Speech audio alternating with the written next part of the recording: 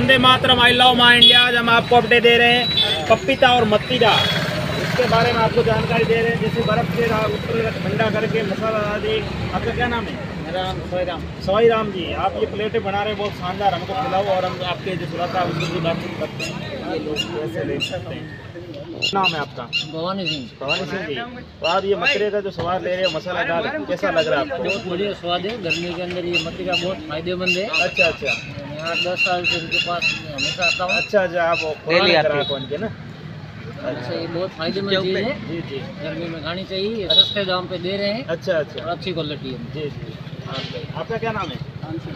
खान सिंह जी। आप तो हम आपको ये मछली के बारे में टेस्ट करके बता रहे हैं कैसा लग रहा है।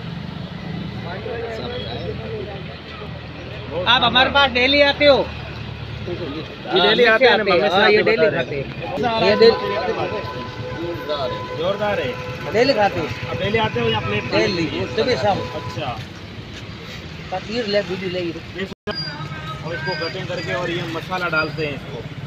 तो ये मसालेदार मत्तीदा और पपीता वीडियो कैसा लगेगा, लोगों लाइक और सब्सक्राइब जरूर करें। I love my India, Vande Mataram.